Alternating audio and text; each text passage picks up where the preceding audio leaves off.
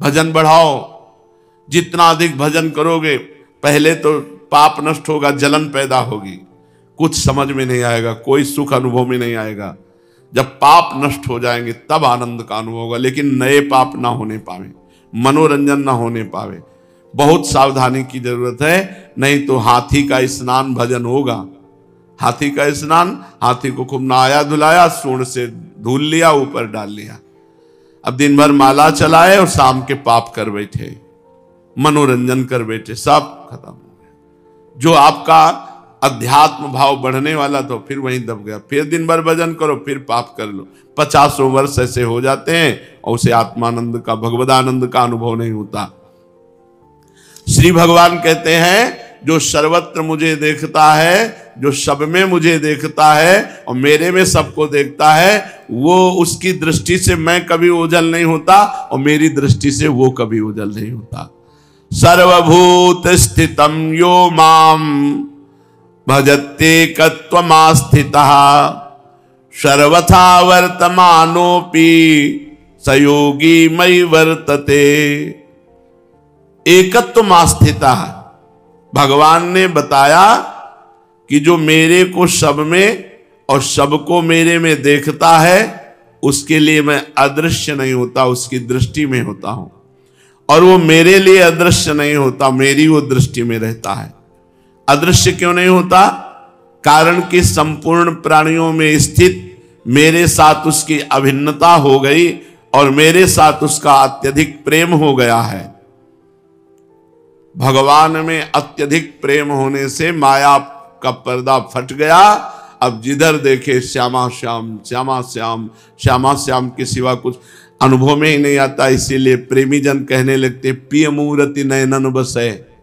ऐसा लगता है पुतरी ही बदल गई, श्यामा श्याम पुतरी बन गई, तो जिधर वो देखता है श्यामा श्याम नजर आता है।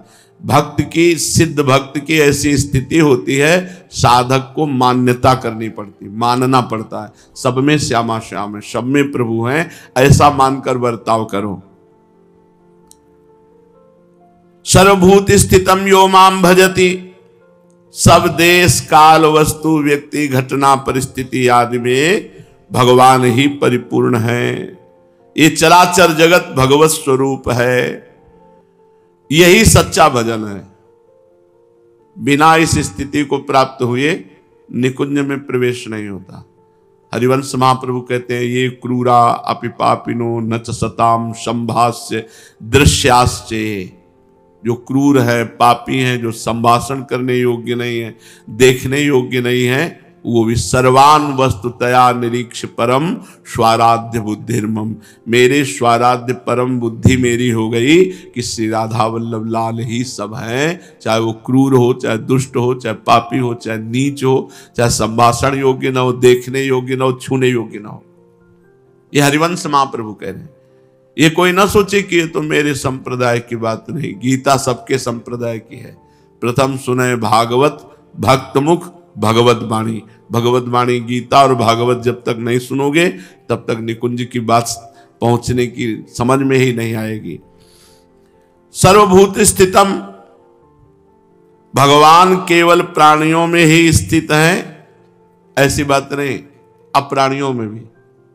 देखो अपने लोग तो अप्राणी की उपासना करके भगवान की प्राप्ति कर ली। अप्राणी पत्थर, पाषाण, पाषाण की ही तो मूर्ति बनती है। अप्राणी ही तो है पाषाण, कोई प्राणी है क्या? कोई चलता फिरता है क्या? काष्ठ अप्राणी ही तो है, सूखा हुआ काष्ठ। अष्टधातु अप्राणी ही तो है, सोना चांदी ये सब अप्राणी ही तो है। लेकिन इनकी मूर्ति बनाकर भावना की तो भगवान की प्राप्ति हो गई। प्राणी में ही भगवान नहीं, अप्राणी में भी भगवान है। जैसे नरसिंह भगवान का प्रादुर्भाव अप्राणी खंबा से हुआ। खंबा कोई प्राणी है क्या? जड़ वस्तु है। जड़ वस्तु से परम चैतन्य सच्चिदानंद भगवान नरसिंह का प्रादुर्भाव हो गया, क्योंकि प्रहलाद जी ऐसे भक्त थे जो सर्वत्र भगवान को देखने वाले थे। हिरण्यकश्यप ने कहा क्या इस खंबे में तेरा हरि है? हाँ। जे भी घूंसे का प्रहार किया, खंभा फट गया और विकराल रूप से भगवान प्रकाशित हो गए। क्योंकि सर्वत्र भगवान है। सर्वभूत स्थितम, भगवान केवल प्राणियों में ही स्थित है, परंतु वास्तव में ऐसी बात नहीं। भगवान केवल प्राणियों में स्थित नहीं, प्रत्युत संसार के कण कण में परिपूर्ण रूप से स्थित है। जैसे सोने के आभूषण सोने से ही बनते हैं, सोना ही उसमें स्थित रहता है और बाद में आभूषण बिगड़कर सोना ही बनता है, ऐसे ही सब समय देखने वाला सोना ही देखता है, आभूषण नहीं देखता है, ये सब सोना ही है। ऐसे ही स्त्री पुरुष जड़ चैतन्य ये सब स्वयं भगवान बने हुए हैं, स्वयं भगवान। सर्वथा वर्तमानोपि स योगी मयि वर्तते, वो शास्त्र और वर्ण आश्रम की मर्यादा के अनुसार खाते पीते सोते जागते उठते बैठते सभी क्रियाएं करते हुए मेरे में ही बरतता है। भगवान का सतत स्मरण, भगवत स्वरूप में स्थित होकर वो खा रहा है, पी रहा है, चल रहा है, बैठ रहा है, शौच हो रहा है, स्नान कर, सारी क्रियाएं भगवत स्वरूप में स्थित होकर वो मेरे में ही रहता। सर्वथा वर्तमानोपि स योगी मयि वर्तते। भगवान कह रहे हैं सर्वथा वर्तमानोपि, बर्ताव करता है वर्तमान में भगवत स्वरूप में स्थित होकर, जो भी क्रियाएं कर रहा है भगवान में स्थित होकर। कारण कि जब उसकी दृष्टि में भगवान के सिवाय दूसरी कोई सत्ता ही नहीं रही, तो वो जो कुछ बर्ताव कर रहा है वो कहां करेगा? श्री भगवान में। वो सब बर्ताव श्री भगवान में, मेरे में ही सब कुछ करता है। आत्मौपम्येन सर्वत्र, सर्वत्र सर्वत्र का सब जब तक समाधान नहीं हो जाएगा तब तक साधक राग द्वेष करता रहता है, लड़ाई झगड़ा करता। अरे अपने प्रभु से लड़ाई झगड़ा, सब में प्रभु, अपने प्रभु को गाली दे रहे हो, अपने प्रभु के प्रति द्वेष। जब शास्त्र कह रहा है और स्वयं भगवान कह रहे हैं, ये भगवान की वाणी है। ऋषि मुनि जो कहते हैं वो भगवान जो अनुभव कराते हैं, यहां तो स्वयं भगवान कह रहे हैं सब में भगवान हो। आप भगवान की आराधना करते हो, लड़ाई झगड़ा करोगे, भगवान की प्राप्ति होगी। आत्मौपम्येन सर्वत्र समम पश्यति यो अर्जुन, सुखम वा यदि वा दुखम स योगी परमो मतः। आत्मौपम्येन सर्वत्र समम पश्यति यो अर्जुन। साधारण मनुष्य जैसे अपने शरीर में अपनी स्थिति देखता है, तो उसके शरीर के किसी अंग में किसी तरह की पीड़ा हो तो यही कहता है कि मुझे दर्द है, जबकि वो हाथ में दर्द है, पैर में दर्द है, लेकिन वो अनुभव करता है मुझे दर्द है, क्योंकि वो पूरे शरीर में मैं का संचार कर चुका है। मैं यद्यपि है नहीं। जैसे अज्ञानी मनुष्य अपने शरीर को प्यार करता है, कहीं भी चोट लगे तो सीधे उसको चोट लगती है, ऐसे ही सब प्राणियों में प्यार, चराचर जगत में सब दूसरे को पर दुख द्रवै सुसंत पुनीता, जो दूसरे के दुख को देखकर द्रवित हो गया। जैसे अपने हाथ में पीड़ा तो अपनी पीड़ा, ऐसे दूसरे को पीड़ा तो अपनी पीड़ा। सब में भगवान विराजमान है, सब में प्रभु विराजमान है, और प्रभु हमारे प्राण प्यारे हैं, तो मेरे प्रभु को कष्ट है, मेरे प्रभु, ऐसी भावना। प्राणियों में भगवान को समान देखने वाला भक्त सभी प्राणियों का समान रूप से सुख चाहता है। इसलिए हमारा धर्म जो हित धर्म है वो प्रधान वृत्ति रखता है, सुख देवे को चावचित सब सो हित निष्काम। सबसे निष्काम भाव स्वयं रखकर, स्वयं से कोई चाह नहीं, लेकिन उसके सुख देने की भावना है। यह हमारा धर्म है। नाम वाणी में निरंतर चित्त लगा हुआ है। सुख देवे को चावचित सब सोहित निष्काम, या सुधर्म हरिवंश को नाम गिरा विश्राम। या तो नाम जब चल रहा है, या चतुरासी जी चल रही, वाणी जी चल रही है, और व्यवहार में सबको सुख देने की भावना। किसी भी संप्रदाय में किसी भी भाव से यदि जगत से मुक्त होना चाहते हो तो सब में भगवान को देखना है, सबको सुख देने की भावना रखनी है। परहित सरिस धर्म नहीं भाई, दूसरे को सुख देने के बराबर कोई धर्म नहीं है। उसके सामने कोई प्राणी दुखी आ जाए तो उसको ऐसा दुख होता है कि जैसे अपने शरीर में पीड़ा हो, अपने शरीर में पीड़ा हो तो लगता है कैसे दुख दूर करूं, अब कोई उपाय नहीं है तो पीड़ा युक्त हो गया। ऐसे ही दूसरे के दुख को देखकर, हे भगवान मैं कैसे इसके दुख को दूर करूं, क्या उपाय करूं ये दुख निवृत्त हो जाए। अब उसको उपाय नहीं समझ में आ रहा है, इसलिए वो खुद दुखी हो रहा है। दूसरे के दुख से दुखी हो जाना ये महान संत का लक्षण है। पर दुख द्रवेश संत पुनीता, यही भगवान के प्रेमी भक्त का लक्षण है। सर्वत्र कहने का तात्पर्य है उसके द्वारा वर्ण आश्रम देश भेद संप्रदाय आदि का भेद न रखकर सबको समान रीति से सुख पहुंचाने की स्वाभाविक चेष्टा। पशु पक्षी वृक्ष लता स्थावर जंगम सभी प्राणियों की भी समान रीति से सुख पहुंचाने की चेष्टा, साथ ही साथ उनका दुख दूर करने का स्वाभाविक उद्देश्य। ये केवल भारत में ही है। ये भारत भूमि परम पवित्र है।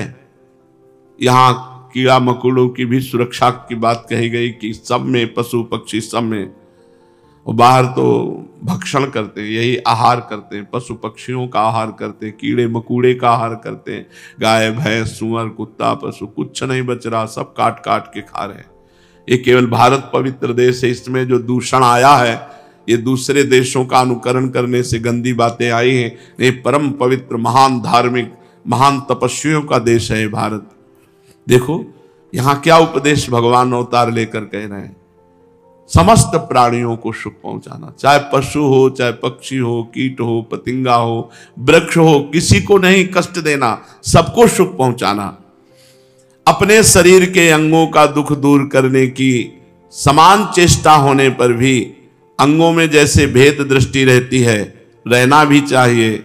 जैसे हाथ का काम पैर से नहीं किया जा सकता, अगर हाथ को हाथ छू जाए तो हाथ धोने की जरूरत नहीं, लेकिन अगर मलमूत्र के अंगों को छू जाए तो फिर हाथ रज लगा के धोने की आवश्यकता होती है।